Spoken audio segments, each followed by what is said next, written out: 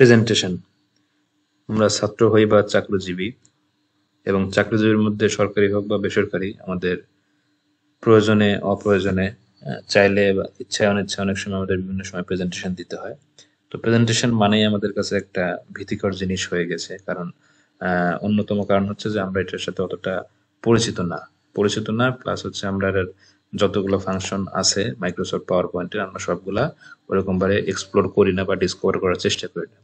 তো আমি এই ভিডিওতে দেখানোর চেষ্টা করব যে আমরা অফিসিয়াল প্রেজেন্টেশন গুলা কিভাবে খুব সামান্য ইফোর্ট দিয়ে অল্প কিছু ফাংশন, আমি যে খুব বেশি দেখাবো তা না, আমি বেশি ডিপলি জানিও না, শুধুমাত্র বেগিনারদের জন্য, বিশেষ করে ছাত্র যারা আছে তাদের জন্য সুবিধাজনক হবে যে কিভাবে আমরা খুব অল্প সময়ে কিন্তু মোটামুটি একটু ডিফারেন্ট লুকের আমরা কিছু প্রেজেন্টেশন তৈরি করতে পারি।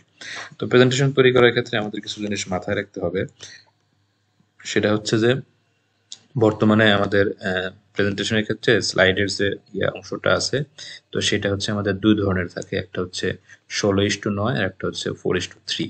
তো আমরা চেষ্টা করব 16:9 যে অনুপাতটা সেটা রেশিওটা ব্যবহার করার জন্য, বর্তমানে এটাই সবচেয়ে বেশি ব্যবহার করা হয়। তো আমরা তাহলে শুরু করে দিই যে কিভাবে আমরা একটা সুন্দর প্রেজেন্টেশন বানাতে পারবো। তো এটা হচ্ছে আমাদের মাইক্রোসফট পাওয়ার পয়েন্ট, আমরা এটা ওপেন করেছি। তো আমরা প্রথমে একটা ব্ল্যাঙ্ক স্লাইড আমরা পেলাম। তো ব্ল্যাঙ্ক স্লাইডটা আমরা এভাবে রাখছি। তো এখানে আমরা চাইলে করে এরকম বিভিন্ন ফরম্যাট আনতে পারবো, কন্টেন্ট, টাইটেল অথবা শুধুমাত্র কন্টেন্ট। তো আমি প্রেজেন্টেশন তৈরি করার সময় ব্ল্যাঙ্কটাকেই বেশি প্রেফার করি, কারণ এখানে আমি ইচ্ছে মতো কাস্টমাইজ করতে পারি।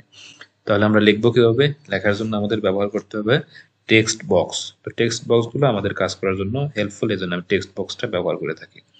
তো আমি শুরু করছি। তো তার আগে আমাদের এই প্রেজেন্টেশনের যে স্লাইডটা আছে সেই স্লাইডটাকে আমরা একটু ডিফারেন্ট লুকে বা হচ্ছে একদম সাদামাটা হয়ে গেছে, এটাকে আমরা একটু কাস্টমাইজ করে নেবো বা একটু কালারফুল করার চেষ্টা করব।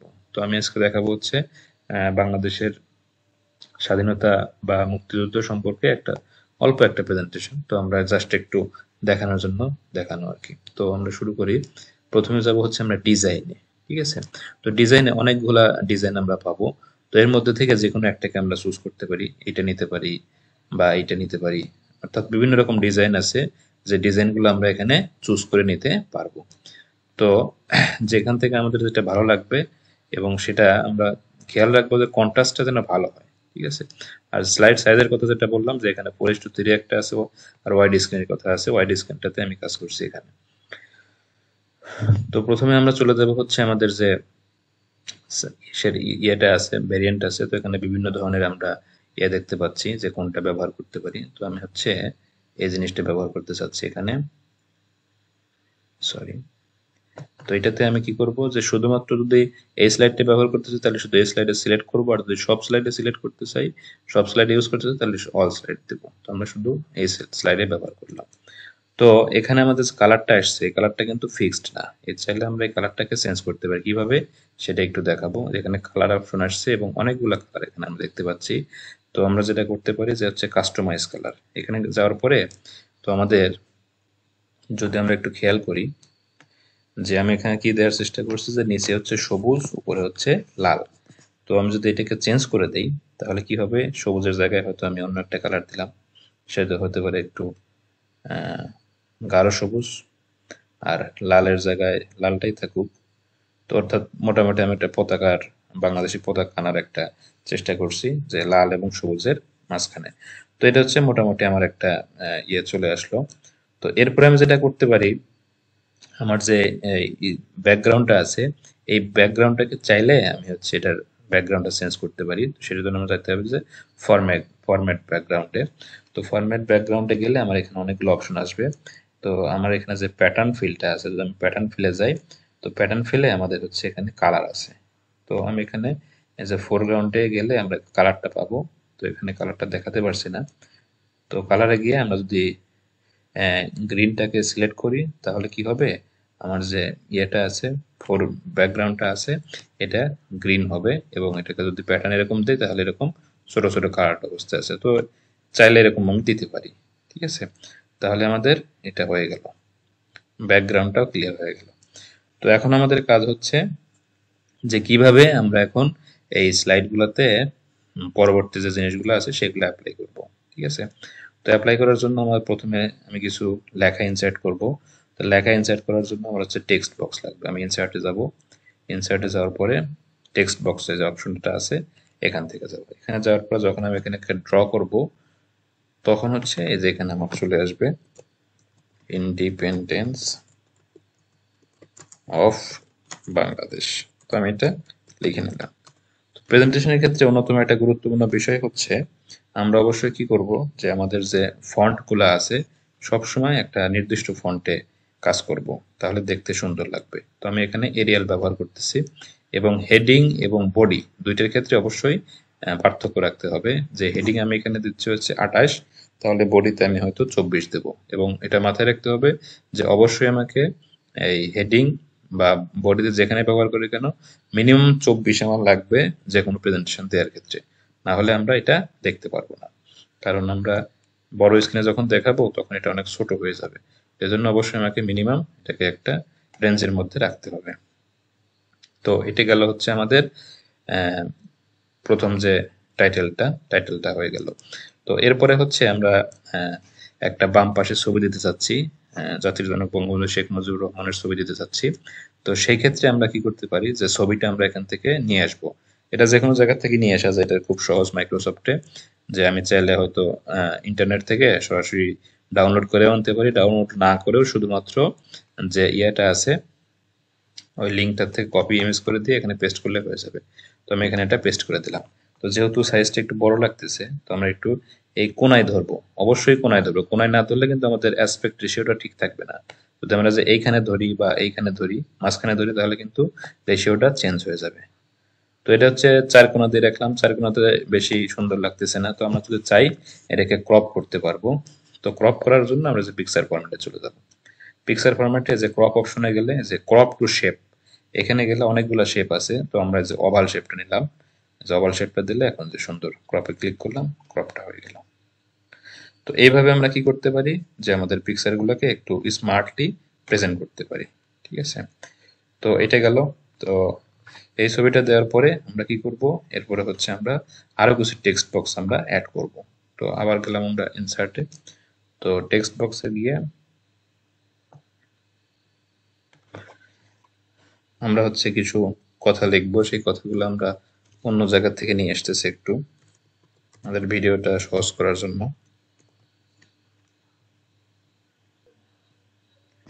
তো আমরা এই কথাটা এখানে লিখে নিলাম, নতুন যে টেক্সট বক্সটা নিয়েছি। তো টেক্সট বক্সের ক্ষেত্রে বা যে কোনো লেখার ক্ষেত্রে আমরা একটা কাজ করতে পারি যে এই লেখাটার মধ্যে যে 1947 আগস্ট মাসে কি ঘটনা ঘটে যে দুইটা ভিন্ন রাষ্ট্রে জন্ম নেয়, পাকিস্তান এবং ইন্ডিয়া। তো এই কথাটা যেহেতু ইম্পর্টেন্ট আমরা এটাকে বোল্ড করে দিতে পারি, অথবা একটা কাজ করতে পারি এর ব্যাকগ্রাউন্ডে আমরা সুন্দর একটা ভিন্ন কালার দিয়ে দিতে পারি, অর্থাৎ ইয়েলো কালার দিলাম জিনিসটাকে একটু সুন্দর দেখানোর জন্য, বা হচ্ছে আমরা যেটাকে বলতে পারি যেটাকে ক্যাচি করার জন্য বা সুন্দর, মানে অ্যাট ফার্স্ট যেন এটাতে আমাদের চোখ পড়ে আর কি। ঠিক আছে, তো এইভাবে আমরা বাকি ইগুলো নিয়ে আসছি। আমার আগে লেখা ছিল সেখান থেকে যদি আমরা এগুলোকে নিয়ে আসি, জাস্ট আমি কপি করে নিয়ে আসতেছি। তো এইভাবে আমরা দেখালাম না যে কিভাবে আসলে লিখতে হয়, কারণ লেখার নিয়মগুলো মোটামুটি একই রকম। এভাবে আমরা নিয়ে আসলাম। তো আমরা এখানে টোটাল 3টে ঘটনা দেখাচ্ছি, এজন্য আমরা 3টে টেক্সট বক্স ইউজ করলাম। তো টেক্সট বক্স গুলো কেন ইউজ করছি সেগুলো একটু পরে বোঝা যাবে।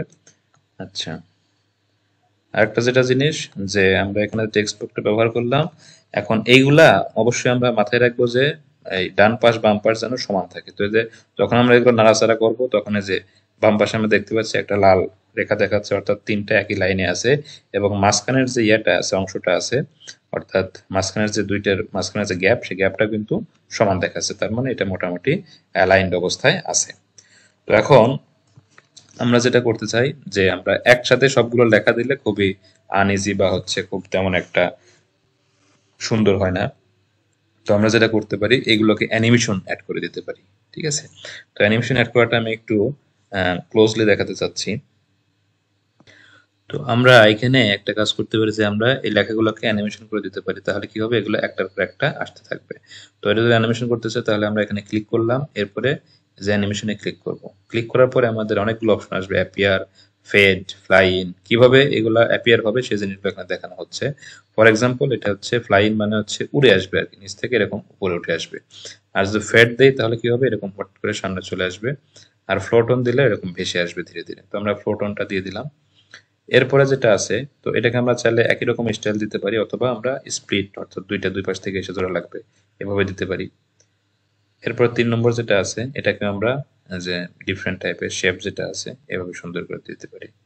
ঠিক আছে? তো এভাবে আমাদের কি হলো যে 3টা অ্যানিমেশন কিন্তু আমাদের হয়ে গেল। তো আমরা চাইলে এটা হচ্ছে স্লাইড শোতে গিয়ে এটা দেখে নিতে পারি যে কি রকম হয়েছে। ঠিক আছে? তো আমরা আরো একটা জিনিস দেখানোর চেষ্টা করব, সেটা হচ্ছে যে কোনো একটা ছবি অর্থাৎ একাধিক ছবি যদি থাকে তখন সেগুলোকে আমরা গ্রুপ করতে পারি কিভাবে। ঠিক আছে? ফর এক্সাম্পল আমার এখানে ছবিটা আছে হচ্ছে শেখ মুজিবুর রহমানের ছবি আছে। তো আমি যদি এখানে আরো একটা ছবি অ্যাড করি তখন সেই দুইটাকে আমরা গ্রুপ কেন করব বা কিভাবে করব সেই জিনিসটা আমি একটু দেখানোর চেষ্টা করছি। তো আমরা এখানে আরেকটা কাজ করেছি যে আওয়ামী লীগের যে ইয়ে আছে, প্রতীকটা আছে অর্থাৎ লোগোটা আছে, সেই লোগোটা আমরা এখানে ইয়ে করেছি, কপি করে নিয়ে এসেছি। তো সেটাকে আমরা এখানে পেস্ট করতে চাচ্ছি। তো এটা যেহেতু সাইজ একটু বড় আছে, তো আমরা চাইলে এটাকে ছোট করে নিতে পারি। যেহেতু প্লেস হচ্ছে না, এটাকে আমরা উপরে দিয়ে দিলাম ছবিটাকে, এবং এই লেখাটাকে যদি আমরা একটু সরায় দিয়ে দেখি থাকলো, এবং এই লেখাটাকেও আমরা উপরে দিয়ে দিলাম। ঠিক আছে? তো এখন তো এটা যদি আমরা উপরে দিই তাহলে এটা উপরে চলে যাচ্ছে। তো আমরা যদি চাই যে এটাকে পিছনে দেব, তাহলে আমরা কি করব, এখানে যদি অপশনে ক্লিক করি তাহলে আসবে সেন্ড টু ব্যাক। তখন কি হবে যে উপরের ছবিটা এটার পিছনে চলে যাবে, অর্থাৎ তখন এটার উপরে থাকবে, এটা তখন ভিতরে চলে যাবে। ঠিক আছে? এভাবে আমরা সেন্ড টু ব্যাক এবং ফ্রন্টে নিয়ে আসতে পারি। তো এখন আরেকটা জিনিস যেটা দেখাবো সেটা হচ্ছে যে আমরা কিভাবে দুইটা ছবিকে একসাথে রাখতে পারি বা এদের মুভমেন্টটা একসাথে করাইতে পারি। সেটা আমরা জন্য যে এখানে ক্লিক করছি, ক্লিক করার পরে আমাদের যে কিবোর্ড আছে, কিবোর্ডের শিফটে চেপে ধরবো এবং এরপরে এটাকে ক্লিক করব। এখন দুইটাই কিন্তু সিলেক্ট হয়ে গেল। এরপরে আমরা কি করব, এই যে রাইট ক্লিক যদি করি তখন আমাদের একটা অপশন আসবে গ্রুপ। ঠিক আছে? যদি আমরা গ্রুপ করে দিই তাহলে কি হয়ে গেল, দুইটা ছবি কিন্তু একটা ছবিতে কনভার্ট হলো। লাভ হলো কি, আমি যখন কোনো জায়গায় এটাকে মুভ করাবো তখন এটা দুইটা একসাথে মুভ করবে, যার ফলে আমার আর কি মাঝখানের দূরত্ব নিয়ে বেশি টানা হেঁচড়া করতে হবে না। ঠিক আছে? তো আমি চাইলে এটার সাথে আমাদের যে টেক্সট বক্স আছে এটাকে গ্রুপ করে দিতে পারি। ঠিক আছে? বা আমাদের যে হেডিংটা আছে, হেডিংটাকে সুন্দর একটু ডিফারেন্ট কালার দিয়ে দিলাম। অর্থাৎ এগুলো হচ্ছে নিজেদের মতো করে যদি আমরা চেঞ্জ করতে চাই তাহলে চেঞ্জ করতে পারবো। তার মানে একটা জিনিসটা একটা অন্যরকম লুক চলে আসলো। নর্মাল সাদামাটা যে ইয়াগুলো ছিল, প্রেজেন্টেশন ছিল, তার চেয়ে কিন্তু এটা অনেক সুন্দর দেখাচ্ছে। কেন দেখাচ্ছে? কারণ আমরা একটু কষ্ট করছি বা কাস্টমাইজ করার চেষ্টা করছি। সেজন্য আমরা যারা বিভিন্ন সময় প্রেজেন্টেশন দিয়ে থাকি, তো চেষ্টা করবো এভাবে কাজগুলো করার জন্য। তাহলে জিনিসটা দেখতেও সুন্দর হবে এবং হচ্ছে অনেকটা ক্যাচি লাগবে। সবাইকে ধন্যবাদ ভিডিওটা দেখার জন্য। নতুন নতুন ভিডিও প্লাস শিক্ষামূলক জিনিস দেখার জন্য চ্যানেলটি ভিজিট করার জন্য অনুরোধ রইল।